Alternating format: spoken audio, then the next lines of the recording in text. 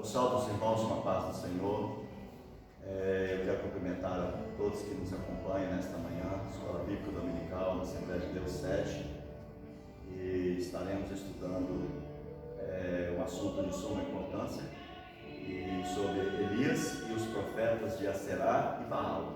Mas nós vamos falar com o Papai do Céu, vamos orar a Deus, interceder a Deus pelas nossas famílias, por todos os nossos irmãos, de todas as denominações da nossa sociedade. Vamos orar ao nosso Pai, para que Ele venha nos abençoar nesta manhã, que nós possamos entregar aquilo que é de nossa responsabilidade e aquilo que a palavra pede. Oramos a Deus. Senhor, nosso Deus e nosso Pai, meu Deus, mais uma vez eu quero te agradecer, o Senhor, pela oportunidade de estar na tua casa nesta manhã. Meu Deus, muito obrigado, meu Deus, por a noite que o Senhor tem me dado. Meu Deus, também dado a tua igreja. Ó Pai, nós pedimos a sua direção para nós estudarmos a tua palavra. Que o teu Espírito Santo, ó Deus, venha nos exortar, nos ensinar, meu Deus, para que possamos ser vaso de bênção nas tuas mãos. Meu Deus, nós pedimos ao Senhor uma bênção especial para cada telespectador que está nos assistindo, meu Deus, nesta manhã. Que o Senhor venha entrar nos lares, ó Deus, e fazer derramar bênção, meu Deus, sobre medida, meu Deus. É o que nós te pedimos, ó Deus, em nome de Jesus. Amém. É com muita alegria que eu cumprimento a todos com a santa e gloriosa paz do Senhor Jesus. Como o irmão César já explanou aqui o assunto da lição desta manhã e deste domingo, a lição de número 4, em 5 de julho de 2012, vai falar para nós sobre a história de Elias, quando ele enfrentou os profetas de Baal e Azera. O título da lição é Elias e os profetas de Azera e Baal. O textual está em 1 Reis 18 e 38. Os irmãos que têm a Bíblia e quiser acompanhar conosco, 1 Reis 18, do versículo 38.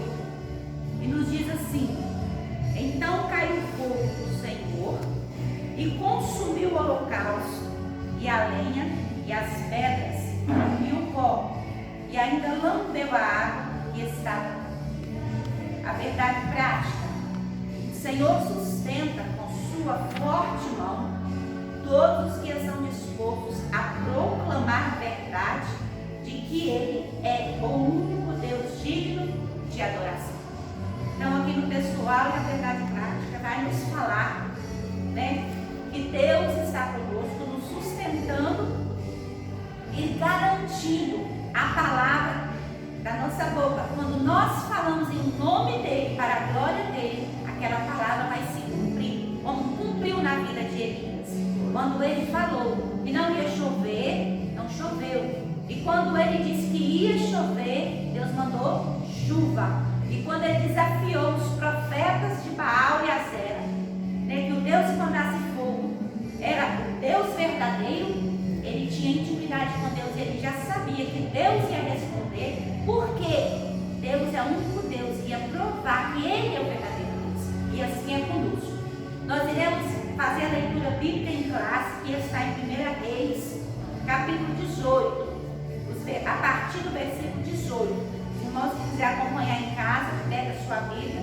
Eu irei ler um versículo, irmão César lê o outro, até terminar esse texto da leitura bíblica em classe.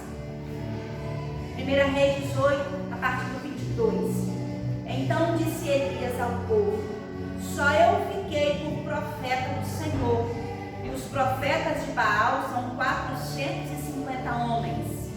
Deixe-nos, pois, 2 bezerros, e eles escolham para si um dos bezerros, e os dividam em pedaços e o ponha sobre a lenha, porém não lhe metam fogo, e eu prepararei outro bezerro, e o porei sobre a lenha, e não lhe meterei fogo.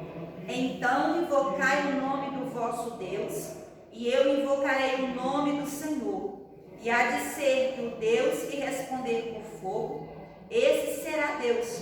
E todo o povo respondeu e disse: É boa esta palavra.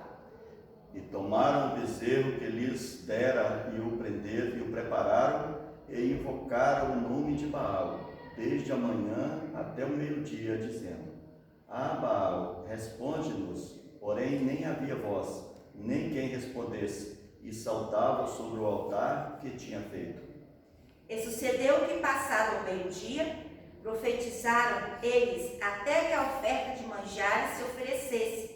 Porém não houve voz, nem resposta, nem atenção alguma.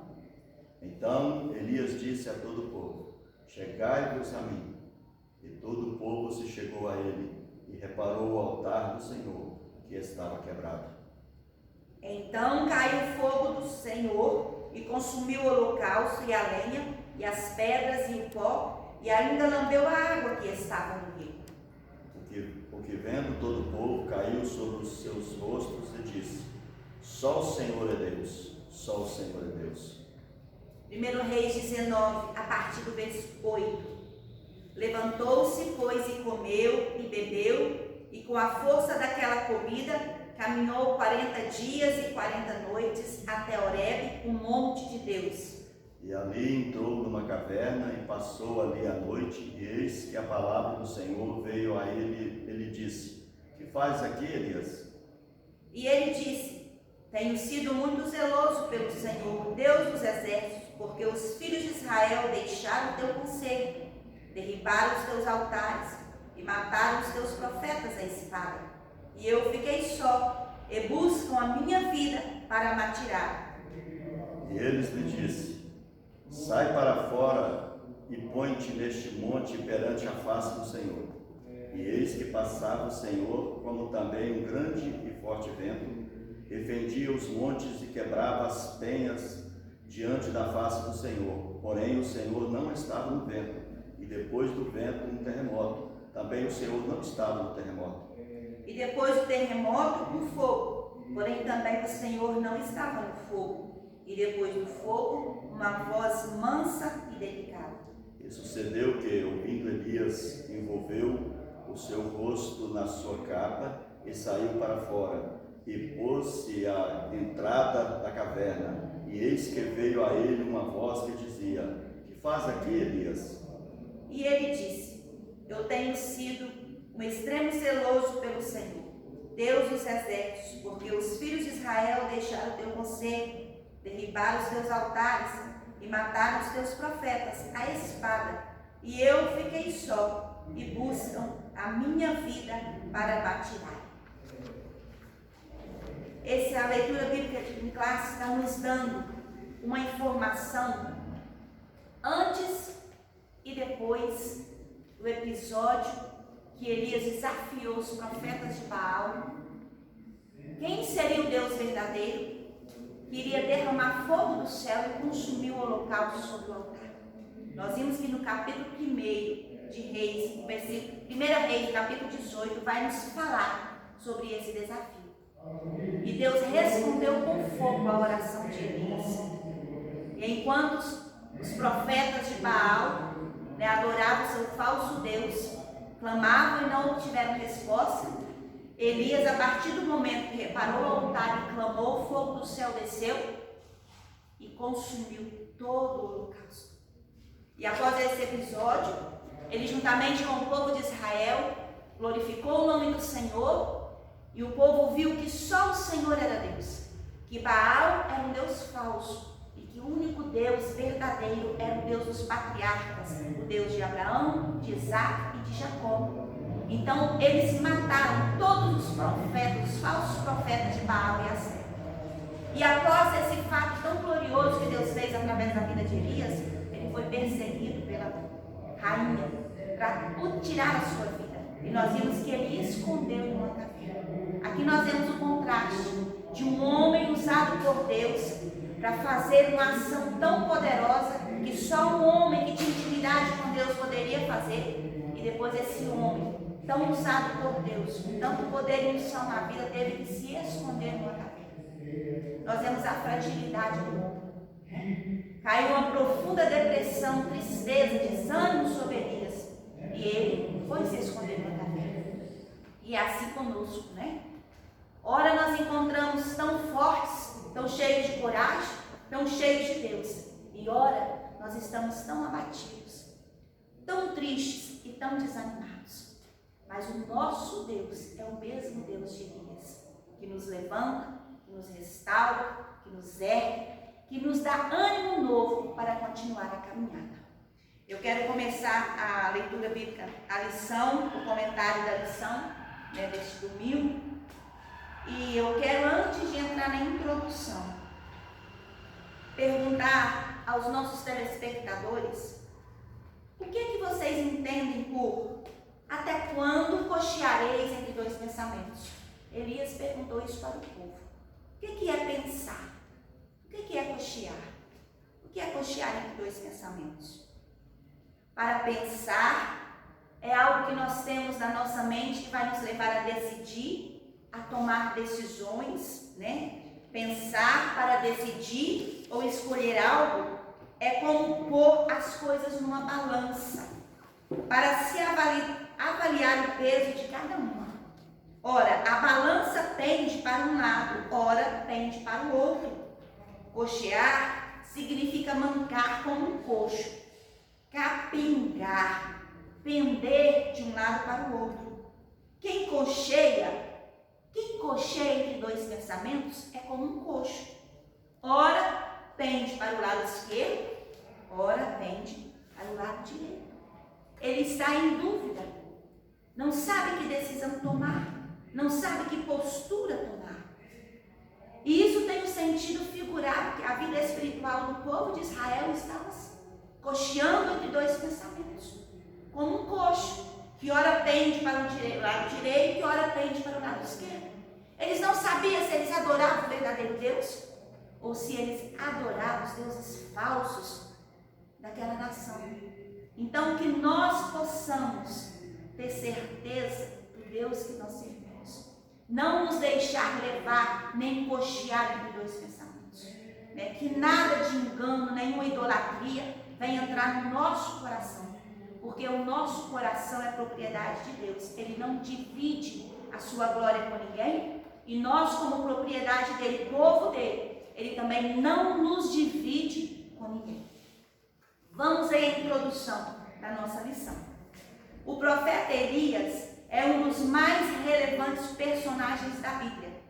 Foi ele que apareceu com Moisés no Monte da Transfiguração, conversando com Jesus. Este destacado profeta é sem dúvida um modelo de servo perseverante e fiel para todo cristão. Nesta lição, veremos como Elias desafiou corajosamente a idolatria em Israel, como orava de modo simples, mas cheio de confiança, e como, apesar de tudo que fez, expôs sua humanidade ao cair em desânimo. Então, aqui está falando da importância desse profeta para a nação de Israel. Foi um dos profetas mais importantes do Velho Testamento. E nós vimos que ele foi arrebatado vivo para o céu. Ele não provou a morte. E quando o Senhor Jesus estava reunido com os seus discípulos, ele apareceu no Monte da Transfiguração com Moisés, juntamente com Jesus. Então nós vamos ver quão grande foi a importância desse profeta na história do povo de Israel. Nos deixou um grande legado, um grande ensinamento e um grande exemplo. E nós vemos que esse homem de Deus, ele tinha tanta intimidade com Deus, né, que ele falava e Deus fazia a sua palavra acontecer. Nós vemos a diferença quando nós vimos os relatos dos profetas do Antigo Testamento, como por exemplo Jeremias, que está lá dizendo: veio a palavra do Senhor a Jeremias dizendo, fala ao povo. E aqui nós vemos que com Elias não foi assim.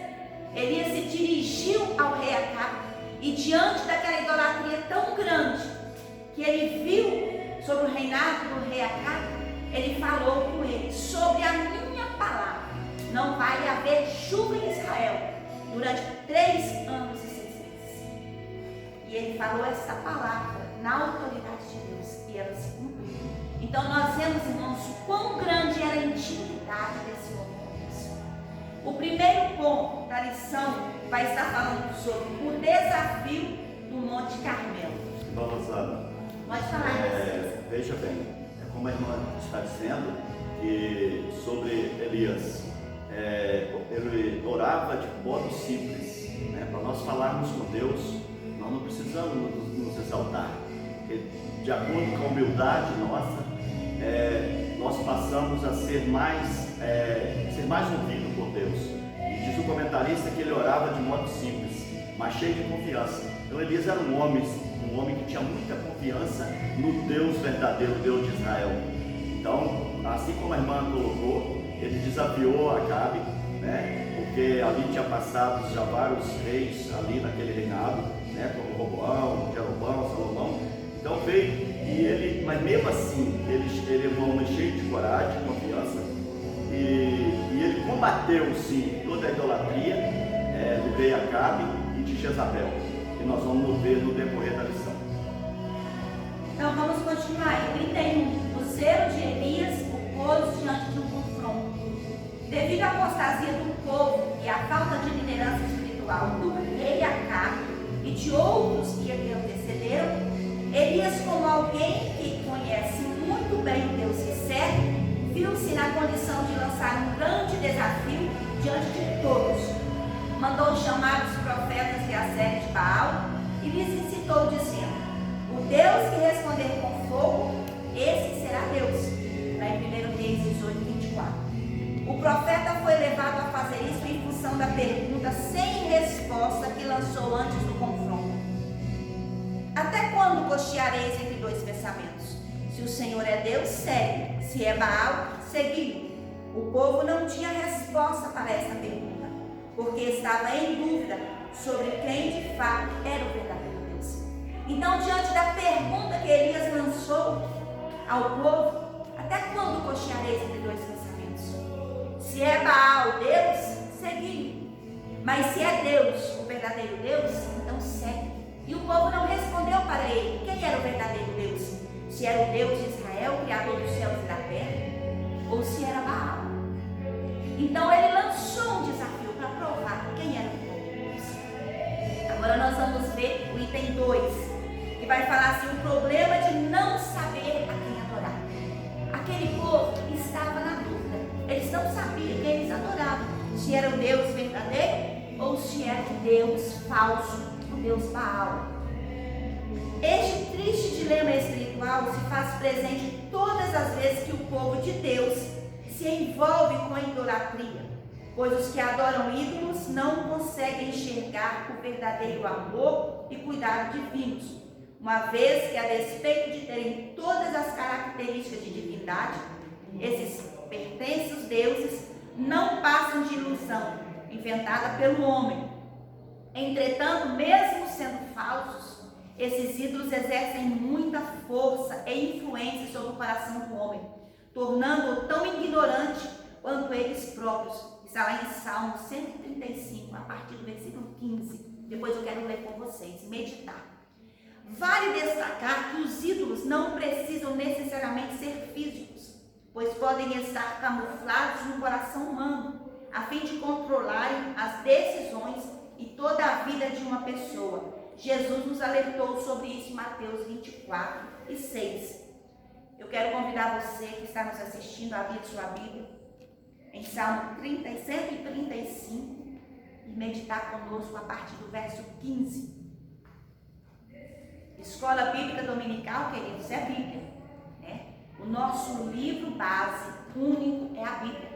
Então nós temos que ler, meditar na palavra para aprender com ela. Vocês acharam aí nas suas Bíblias, Salmo 135, a partir do verso 15? Vamos fazer essa leitura. Os ídolos das nações são prata e ouro, obra das mãos dos homens. Tem boca, mas não falam. Tem olhos e não veem. Tem ouvidos, mas não ouvem. Nem há respiro algum na sua boca. Semelhantes a eles se tornam os que os fazem e todos os que confiam neles. Vocês entenderam o contexto desses versos que eu li aqui em Salmo? O quão profundo ele está falando conosco nesta manhã sobre a idolatria? Aqui o salmista está falando que os deuses das nações, Israel estava cercado de nações idólatras, que adorava outros deuses. E aquela presente realidade que Elias estava vivendo, o rei Acabe, que casou com a Jezabel, uma princesa do reino de Sidom, que adorava dois deuses falsos, Asera e Baal. E ele instaurou sobre a influência de Jezabel a idolatria total em Israel. Uma nação que Deus chamou para fazer-se conhecido o verdadeiro Deus em todo o mundo, agora afastou-se do verdadeiro Deus e estava adorando deuses falsos. Então os deuses falsos são feitos pela mão do homem. É uma escultura, é uma imagem, é um quadro na parede, é uma imagem, uma fotografia, alguma coisa que alguém exerce, que tem sobre ele uma influência. E nós vemos que isso é idolatria. A Bíblia está falando que eles têm olhos e não veem, têm ouvidos, mas não ouvem, não respiram, têm boca e não falam. E olha quão grave se torna, irmãos, aqueles que adoram, que estimam, que veneram imagens de escultura ou uma imagem colocada na parede. A Bíblia está falando que aqueles que veneram essas imagens, adoram ou admiram, se tornam semelhantes a eles. Então que nós não podemos ter nada de idolatria na nossa vida. Nem uma imagem na parede, nem um quadro, nem uma escultura, nada. Porque só Deus é o verdadeiro Deus. E só Ele tem poder para responder a nossa oração. Só Ele tem poder para fazer aquilo que nós necessitamos. O resto é mentira, é heresia, é engano, é ensinamento extra-bíblico. Se você ler a Bíblia de Gênesis e Apocalipse, você vai ver que em nenhum momento nós podemos ter essa ilusão acerca da idolatria. Porque o nosso único Deus verdadeiro é o Deus que criou os céus e a terra. É esse Deus que nós servimos e é esse Deus que nós devemos adorar. E outra forma de idolatria que Jesus falou conosco é sobre aquilo que está no nosso coração, que se torna um ídolo. Em especial, Jesus falou lá em Mateus 6:24 sobre a idolatria, o ídolo que se chama o dinheiro. Deus falou, o Senhor Jesus disse, ninguém pode servir dois senhores.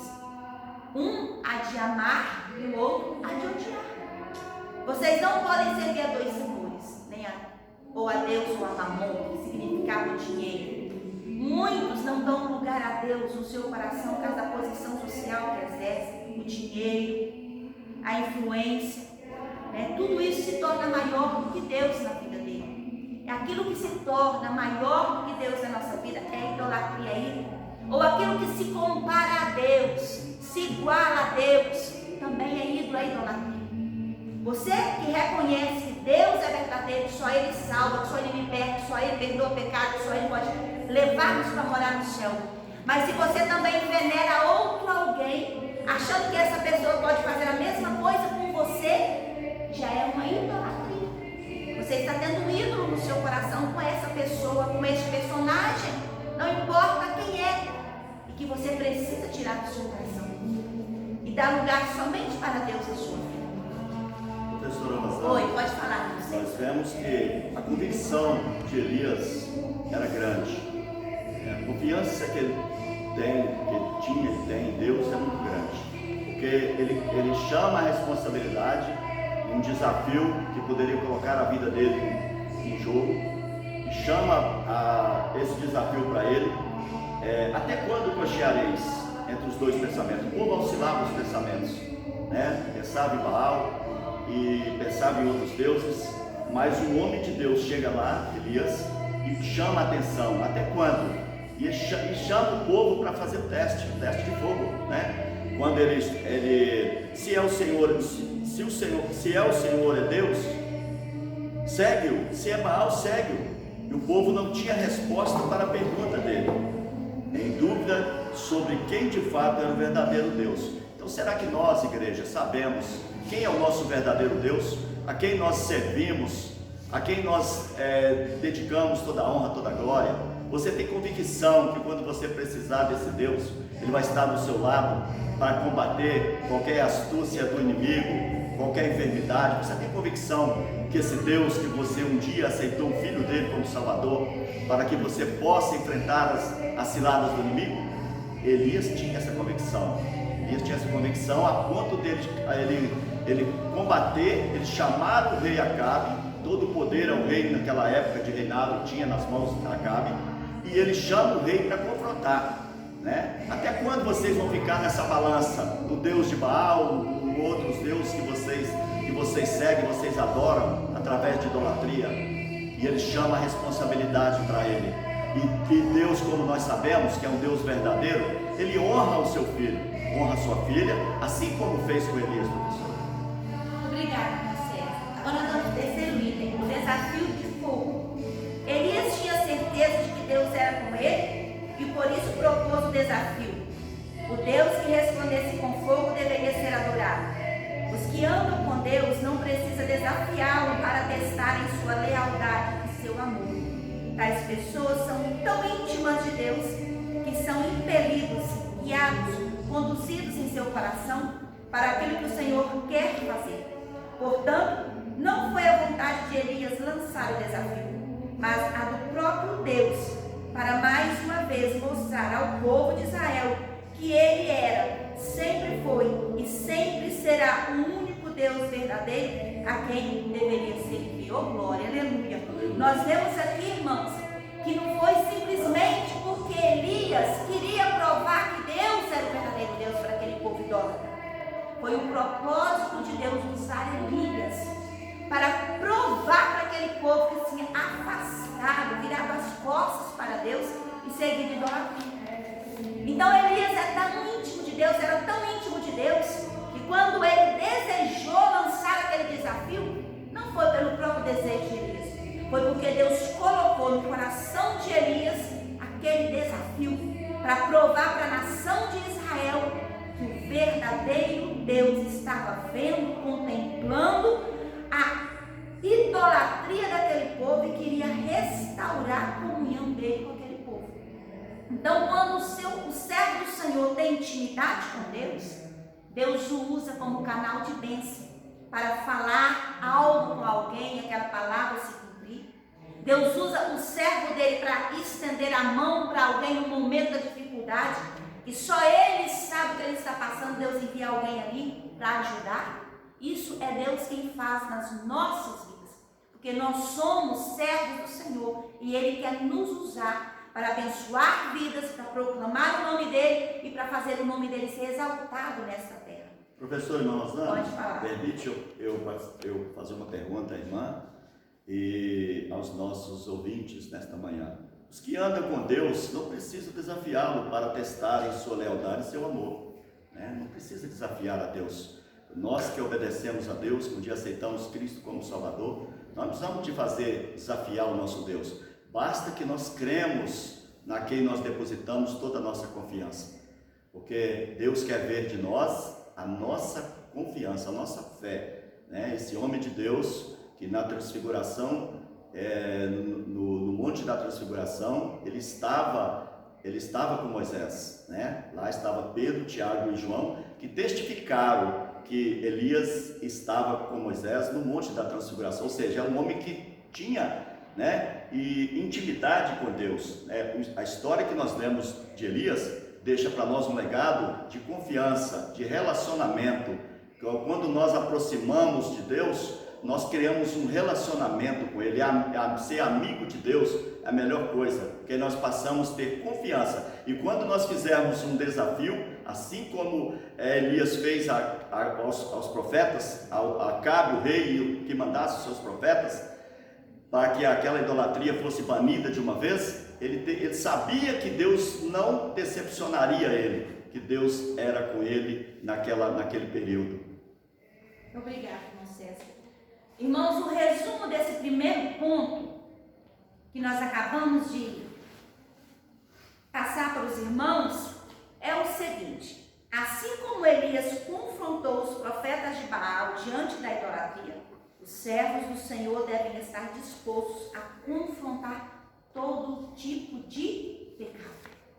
Então este é o item principal desse primeiro ponto. Como Elias se dispôs a arriscar a sua própria vida, a correr o risco de morrer, porque Jezabel decretou a sentença de morte dele depois que ele lançou o desafio e matou os seus 800 falsos falsos profetas. E ele não temeu, ele foi, porque ele sabia que Deus era com ele.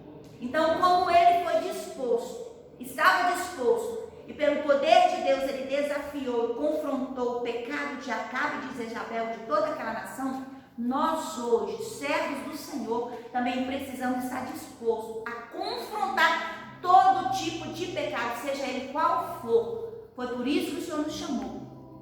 E a Bíblia fala que ele não nos deu espírito de covardia, ele nos deu ousadia nele para falar a verdade, para confrontar o pecado. O que é idolatria? O que você tem em mente quando você ouve essa palavra idolatria? Você sabe o significado dessa palavra?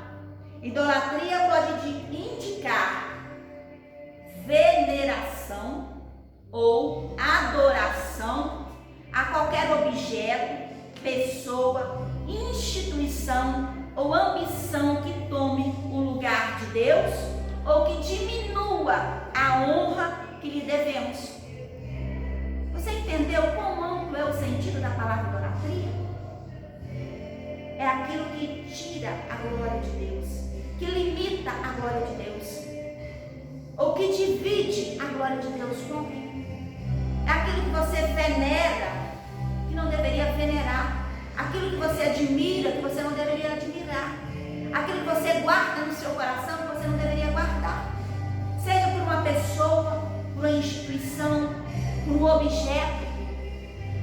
Toda veneração, toda admiração, toda glória, toda adoração e todo louvor seja exclusivamente para Deus. Fora isso, é idolatria. E a Bíblia fala que os idólatras não herdarão o reino dos céus. Apocalipse 22 e 15. Pode meditar lá, a classe de pessoas que ficará fora do reino dos céus. Os idólatras estão entre eles. Então nós precisamos banir da nossa vida toda forma de idolatria. E se você está ouvindo essa palavra hoje, está se sentindo incomodado pelo Espírito Santo sobre algo na sua vida, está se tornando um tipo de idolatria, você vai orar, confessar ao Senhor, pedir o Senhor para te libertar disso, e vai ler a palavra. Não é eu que estou falando, é a palavra de Deus que fala conosco. Nós precisamos ouvir a palavra. Vamos para o item 2, o ponto 2 da nossa lição, vai falar sobre a oração de Elias, os preparativos de Elias. Diante da impossibilidade da resposta de Baal aos apelos dos seus adoradores, Elias tomou a iniciativa de começar a sua oração. Os profetas de Baal, a Bíblia vai nos dizer lá em 1 Reis, a partir do capítulo 18, que eles começaram a clamar desde a manhã até o meio-dia. E eles começaram a clamar e nada de resposta. Elias muitas vezes ainda fez brincadeira com eles: clama mais alto, porque talvez ele está ocupado com alguma causa de outra pessoa. Talvez ele foi descansar. Clama mais alto para que ele possa ouvir vocês. E eles clamavam mais alto e não tiveram resposta. Quando eles estavam cansados, exaustos por clamar e Baal nada de responder, eles começaram a se cortar, a se mutilar, oferecendo seu próprio sangue como oferta a Baal, como era costume, e nada de resposta. Quando chegou ao meio-dia e eles não obtiveram resposta, Elias falou: agora chega, agora basta, é a minha vez. Então nós vimos que Deus não decepciona os seus servos. Deus honra aquele que é fiel e que professa o seu nome. E você que está ouvindo essa palavra, você é servo do Senhor. Você precisa tomar uma posição diante desse Deus que te salvou, que te libertou, que tirou das trevas e te trouxe para a sua maravilhosa luz. Isso é algo maravilhoso que Deus fez na sua vida, na minha vida. Mas Ele não nos fez, não nos conduziu a isso apenas para nós ficarmos acomodados. É para nós falarmos o que Ele fez, da sua grandeza, e para combatermos o pecado, para que os olhos das pessoas que estão cegos sejam abertos e que eles também desfrutem dessa salvação que um dia nós desfrutamos com Jesus. Vamos aí ao outro item, o item 2, uma oração confiante. A oração de Elias foi simples e curta, contrastando com a súplica dos profetas de Baal, que clamaram desde da manhã até o meio-dia. Elias queria mostrar que para Deus responder não são necessárias cerimônias especiais, sacrifícios ou mutilações. Basta o exercício da fé no verdadeiro Deus. É relevante ressaltar que o profeta Elias, em sua oração, declarou diante do povo que o Deus a quem ele orava era o mesmo Deus dos patriarcas Abraão, Isaque e Jacó, e que pelo fato de também ser um servo de Deus e estar cumprindo a vontade dele, tinha direito à manifestação divina como resposta. Nesta oração, o profeta expõe o verdadeiro motivo de ter erguido aquele altar e da necessidade de Deus responder com fogo, para que este povo conheça que tu, Senhor, és Deus e que tu fizeste tornar o seu coração para trás. Então nós vimos aqui que a oração de Elias foi totalmente diferente da oração dos profetas de Baal e de Azera. Eles clamaram de manhã até o meio-dia. E Elias simplesmente consertou o altar e clamou, fez uma oração curta a Deus. Professora Rosana, e a gente observa, a irmã me permite, a gente observa que a confiança de Elias era grandiosa. Porque quando ele, diante da impossibilidade de resposta de Baal, que era o Deus a quem aquele povo tinha na mente, né, Israel tinha na mente, ele já começou a preparar o altar. Ele já sabia que a resposta seria negativa. Então, diante da impossibilidade de resposta de Baal aos apelos de seus adoradores, Elias começou os preparativos para a operação do milagre. Então, ou seja, o homem de Deus, quando ele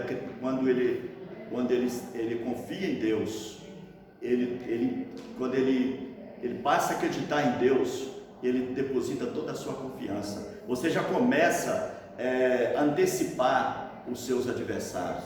Você já começa a preparar o campo para a vitória. Porque foi o que o profeta Elias mostrou, que ele já começa a se preparar para o milagre do Deus verdadeiro, que é o Deus de Abraão, de Jacó e de Isaque. Então, ele começa a preparar, porque ele sabia sim, que ele tinha certeza na convicção do Deus a quem ele ia clamar para mandar fogo no altar, para desafiar os profetas, acabe todo o seu reinado e toda aquela idolatria que pesava muito sobre Israel. E o povo tinha no coração deles o Deus de Baal, que é um Deus que nada pode fazer por ninguém. Então nós vimos aqui, obrigada, princesa. Nós vimos que quando Elias começou a clamar a Deus, ele fez algo muito importante antes da oração. Ele reparou o altar. Ele não usou o mesmo altar que os profetas de Baal usou. Os profetas de Baal usaram um altar, colocaram o cordeiro partido lá, a lenha, eles usaram o seu altar. Elias não ofereceu sacrifício sobre o mesmo altar. Por que será? Porque aquele altar estava contaminado com engano, com a mentira, com a idolatria de deuses falsos. Ele não ia pegar o sacrifício que ele ia oferecer ao verdadeiro Deus e colocar num altar contaminado. No Monte Carmelo havia um altar em ruínas, porque o povo, quando estava na posição que Deus queria de adorar a Deus, eles adoravam naquele monte. Só que passou muitos anos e o povo se esqueceu de Deus e voltou à idolatria. E Elias quis chamar a atenção do povo para voltar à adoração. Mas primeiro ele tinha que reparar aquele altar esquecido ali no Monte Carmelo. Elias pegou 12 pedras, que representavam as 12 tribos de Israel, reparou o altar, colocou a lenha, colocou o sacrifício, pediu para jogar água. 12 cântaros de água foram jogados sobre o sacrifício, ao redor do altar, até a terra já não querer mais encharcar a água e a água ficar exposta. Nós vimos, queridos, que Deus não aceita o nosso sacrifício num altar contaminado. Qual é o altar de Deus hoje? É a nossa vida. Hoje nós somos o altar de Deus. Hoje nós somos o templo onde o Espírito Santo de Deus habita. E o Espírito Santo de Deus não habita em altar contaminado. O Espírito Santo de Deus não habita em templo contaminado. O seu coração, o meu coração, é altar de Deus. Se o seu coração está dividido entre o Deus verdadeiro que você conhece, que você adora, mas também tem outro ídolo aí, não vou falar aqui, porque não me compete a isso, não quero entrar nesse campo, mas você que está assistindo, que tem o seu coração dividido entre o verdadeiro Deus, outra pessoa, outra personalidade, se você venera mais alguém no seu coração, como crendo que essa pessoa, esse nome, pode fazer algo para você, o seu coração, o seu altar está contaminado. E Deus nesta manhã está falando para você, repara o altar do seu coração, tira a contaminação do seu coração. O seu coração é o altar exclusivo para o único Deus. Então nesta manhã, entregue o seu altar, que é o seu coração, com exclusividade para Deus. Não admira outro nome, não venera outro nome, não busca refúgio em outro nome, a não ser o nome do único Deus verdadeiro. Jesus, aquele que morreu na cruz, que pagou o preço por mim e por você. Só Ele pode ter prioridade da sua vida, do seu coração e da sua adoração. Vamos ao terceiro item desse segundo ponto. A misericórdia de Deus. Na oração de Elias está claro que o desejo de Deus era que o seu povo se voltasse para ele através daquela demonstração de poder. A descida do fogo que consumiu o holocausto, a lenha, as pedras, o pó, e ainda secou toda a água que estava ao redor do altar. É uma exata comprovação, não apenas de que Ele é Deus, que está acima de tudo e de todos, mas que Ele estava dando a Israel uma nova oportunidade de comunhão. A reação do povo foi unânime em reconhecer que o Eterno é o Deus verdadeiro. Com isso, a seca, que já durava 3 anos e meio, terminou. Elias subiu ao Monte Carmelo, ao cume do Monte Carmelo, orou a Deus e caiu uma abundante chuva. Oh glória! Nós vimos aqui, irmãos, que a oração de Elias foi uma oração curta e simples, mas ele clamou em nome de Deus. Ele falou assim: o Deus de Jacó, de Isaac e de Abraão é o Deus da nação de Israel, o verdadeiro Deus. Responda a minha oração para que esse povo veja que só o Senhor é Deus. Então, irmãos, a oração respondida é aquela feita em nome do Deus verdadeiro, o Deus que nós servimos, que criou os céus e a terra. E nós vimos que desceu fogo do céu e consumiu tudo que estava sobre o altar. O cordeiro, a lenha, as pedras, a água que estava ali, o fogo queimou. O que significa isso? Que o fogo de Deus é um fogo sem igual, é um fogo poderoso, é um fogo que tem poder para queimar toda a imundícia do pecado, todo o mal contra as nossas vidas e tudo aquilo que está no nosso coração, que está nos afastando de Deus. Que esse fogo, o poder desse fogo, simbolizado pelo Espírito Santo de Deus nesta manhã, invada a sua vida, entre no seu coração e queima tudo que está aí te impedindo de servir e de adorar o verdadeiro Deus. Amém? Então, professora Rosana, na verdade, foi um grande desafio lançado por Elias aos profetas de Baal, foi exatamente isso, né? O Deus que respondesse com fogo, esse será Deus verdadeiro, né? Então todo aquele arranjo, todo aquele engano, né? Todo aquele preparo que Deus preparou, né? Para que Elias preparou o altar quebrado. Deus não opera no altar quebrado. Então que ele repara o altar e coloca ali coloca água ali e ele de repente vem o fogo, consome tudo e o grande poder de Deus pode ser revelado naquele exato momento. Para a glória de Deus, né? Graças a Deus. Então o terceiro ponto vai nos falar Elias em Horebe, os efeitos e a exaustão do profeta. Elias chegou à exaustão diante de tantos embates que enfrentou para fazer o povo de Deus retornar ao caminho. Está em 1 Reis 19. Isso mostra que até mesmo os crentes mais fiéis podem vir a sofrer depressão e desânimo na sua caminhada, mesmo depois de serem usados pelo Senhor de forma extraordinária, como foi Elias. Isso significa que aqueles que ascendem em posição na obra de Deus também podem descer em proporções iguais. Vejamos os grandes feitos de Elias em sequência. Primeiro, ele conseguiu reunir o povo no Monte Carmelo através de Acabe, seu inimigo. Segundo, fez descer fogo do céu no altar molhado. Terceiro, fez o povo, mesmo em rebeldia, se dobrar diante do Senhor. E quarto, eliminou cerca de 850 profetas de Baal e Acera que recebiam apoio do rei Acabe. 5. Fez chover após grande período de seca.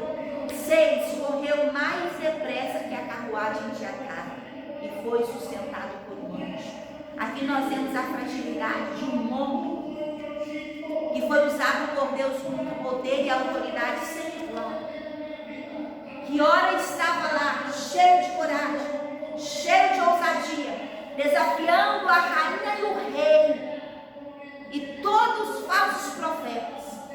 Deus fez descer fogo do céu, respondeu a sua oração, ficou provado que ele era servo de Deus Altíssimo e que Deus era o verdadeiro Deus, que Jezabel e Acabe, seus profetas falsos, não eram nada.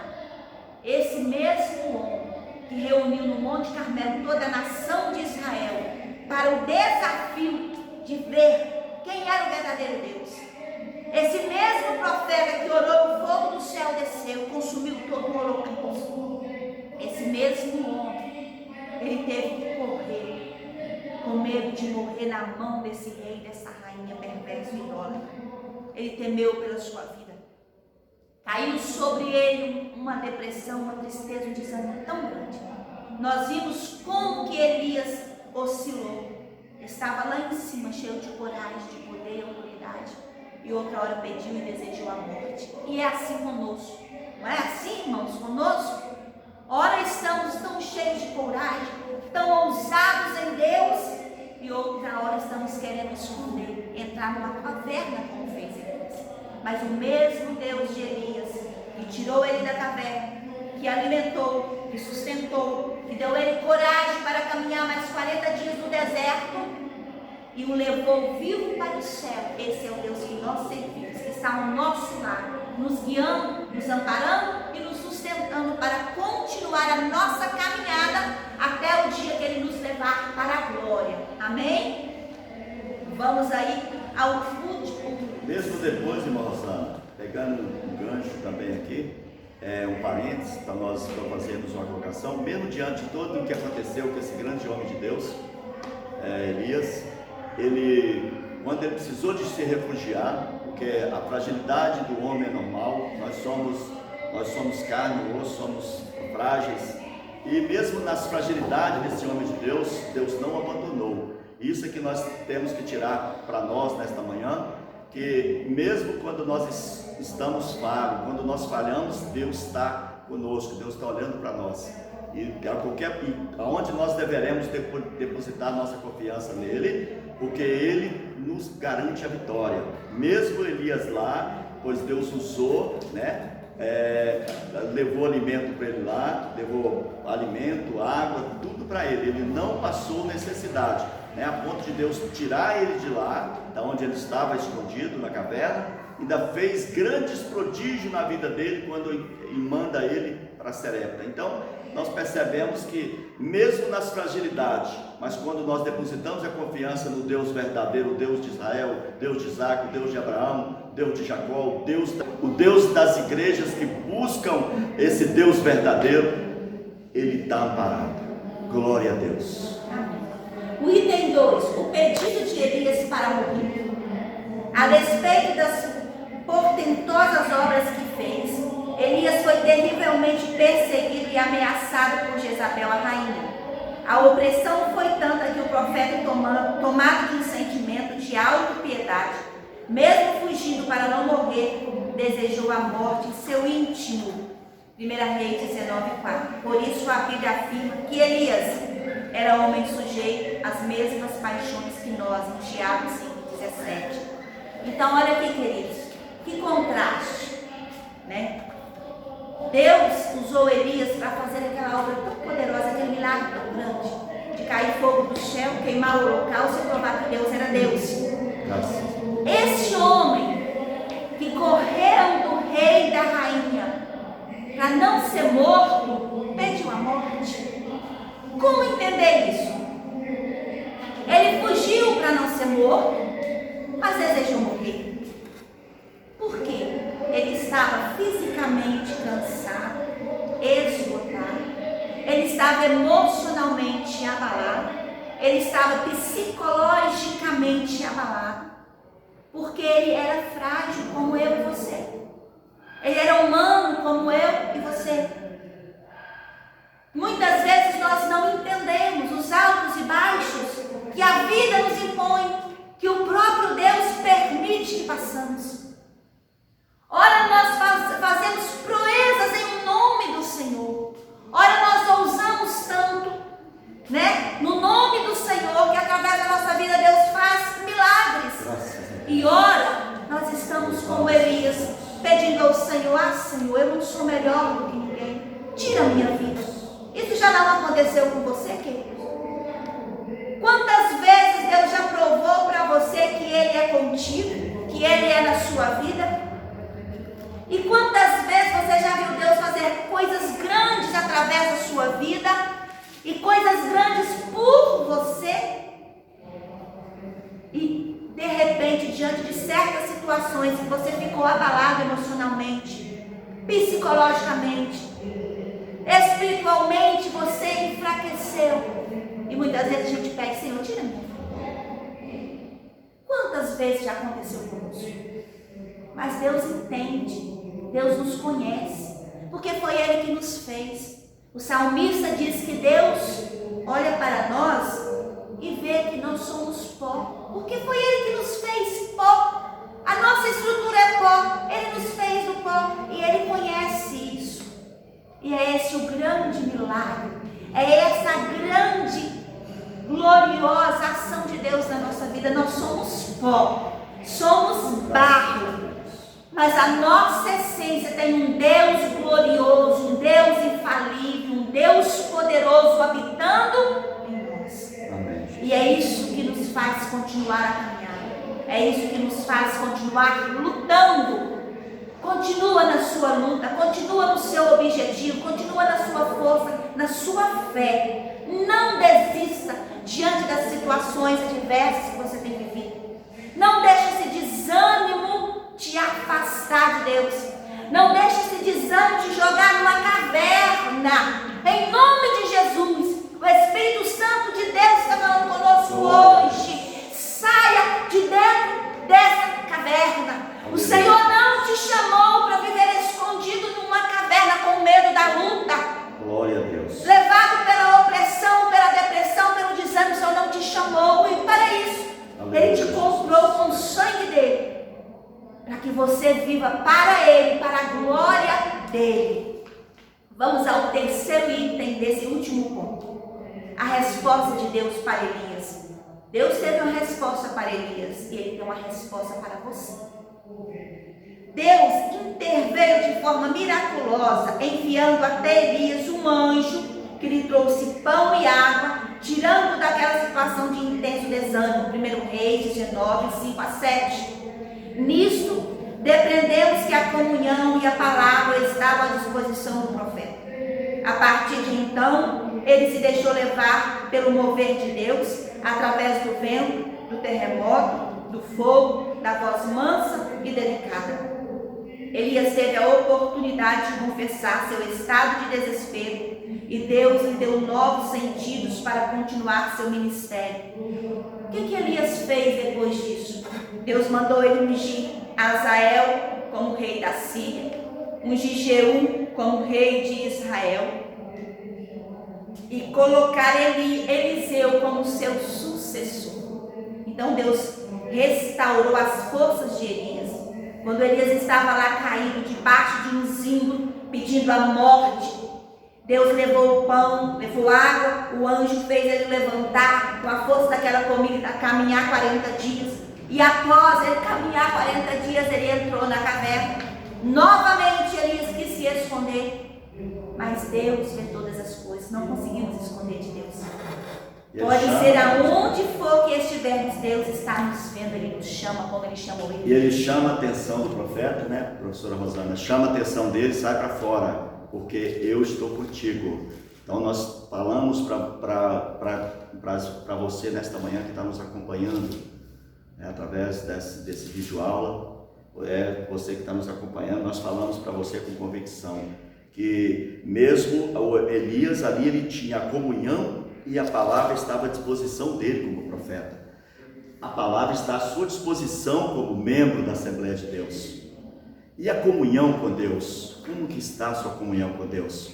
Porque quando você está em comunhão com Deus, você acredita nele, você tem convicção que você não está sozinho, você tem convicção que todas as suas dívidas Jesus pagou na cruz do Calvário, e aí você pode enfrentar os montes, as tempestades, que você não está sozinho, Deus está conosco. Você vê que mesmo com Elias fracassado, Deus alimenta ele com água e pão lá na caverna, e tira ele para fora porque queria realizar grandes obras na vida dele. E você viu aí que ele ungiu Jazael como rei da Síria, e Jeú como rei de Israel, e Eliseu para lhe suceder como profeta. O profeta Eliseu foi sucessor de Elias. Quando Deus leva Elias para a glória, Eliseu passa a ser o sucessor e passa a realizar milagres também, porque ele serviu o mesmo Deus, o Deus de Israel, o Deus verdadeiro, e ele passa a exercer a mesma função na terra, em Israel. Aonde ele passava, a capa de Eliseu curava, Eliseu tocou uma certa vez, a palavra que tocou com a sua capa no rio, as águas se abriram e o povo passou, aquelas pessoas que estavam ali com ele, passou. Ou seja, Deus nunca desamparou Eliseu, e foi o sucessor, de Elias. Então nós vemos que Deus dá sequência às pessoas. Quando Ele chama você, Ele quer chamar também a sua casa para esta glória, para essa proposta de salvação, essa proposta de vida eterna, e essa proposta que você não está sozinho. As dificuldades estão aí, mas o nosso Deus está conosco, e nós somos mais do que vencedores, porque acreditamos no Deus verdadeiro. Glória a Deus. Irmãos, para concluir aqui o terceiro e último ponto da nossa lição, nós vimos que Deus chamou Elias. Ele estava dentro da caverna e a voz de Deus falou: Elias, o que fazes? Sai para fora, Elias. Mas antes de Deus chamar Elias para fora, houve vários acontecimentos. Passou um vento forte, mas Deus não estava no vento. Passou um fogo, mas Deus não estava no fogo. Deus estava numa voz mansa e humilde, chamando Elias: Elias, o que fazes aí? Sai para fora. Talvez você está dentro de uma caverna e o vento forte está soprando e você quer se esconder desse vento. Talvez você está dentro da caverna e tem um fogo queimando os problemas, as lutas, e você quer se esconder desse fogo. Você pode querer se esconder das lutas, do fogo das provações. Você pode querer se esconder das adversidades da vida, mas o dono da vida você não esconde. Ele está te vendo dentro da caverna. Ele está te vendo quando você está aí caído, triste, desanimado, querendo se esconder, mas Ele está te vendo. A Bíblia diz que os olhos do Senhor são como chamas de fogo, e Ele quer te tirar de dentro dessa caverna.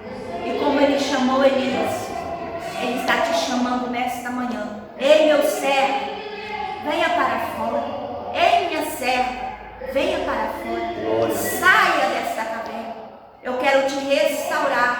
quero te alegrar, eu quero te renovar, eu quero te colocar de pé e através de você eu quero realizar grandes obras, como Deus fez com Elias quando tirou da caverna, o restaurou, o renovou, o alegrou. Ele continuou o seu ministério, ele fez grandes obras até chegar o momento que Deus o transladou vivo para o céu numa carruagem de fogo. A sua caminhada não acabou, você tem muito que percorrer, Deus tem muito que fazer através da sua vida. Deus quer te usar para fazer grandes obras nessa terra, para a glória do nome dele. Então saia para fora, ouve a voz do Espírito Santo de Deus nesta manhã, que está te dizendo: saia para fora e deixa Deus te usar, deixa Deus conduzir a sua vida, e Ele está aí com você para te restaurar, te alegrar, te tirar desta caverna, mudar a sua vida, repreender toda a opressão, toda a depressão, todo desânimo, tristeza contra a sua vida, te dar uma restauração de alegria, de renovo nessa manhã para a glória do nome dele. Vamos à conclusão da nossa missão. A vida de Elias é um grande exemplo para todo crente que fielmente serve ao Senhor. Ainda que à sua volta quase todos estejam contaminados pela idolatria e toda forma de injustiça, o cristão não pode perder o ânimo e a vontade de lutar pela causa do Senhor. Elias é exemplo do cuidado e da fidelidade de Deus quando o crente fiel decide seguir o que a palavra de Deus ensina e não aquilo que a maioria acha certo. Nós temos que seguir a palavra de Deus, como Elias seguiu a ordem de Deus. Nós temos que seguir a palavra de Deus, que era a única verdade e não o que a maioria diz. Que o Senhor continue nos abençoando, nos sustentando, para que possamos proclamar o nome dele como Elias proclamou, confrontar o pecado como Elias confrontou. Não importa se vão nos ameaçar, se vão nos intimidar, se vão virar as costas para nós, se vão rejeitar o que nós falamos em nome do Senhor, não importa.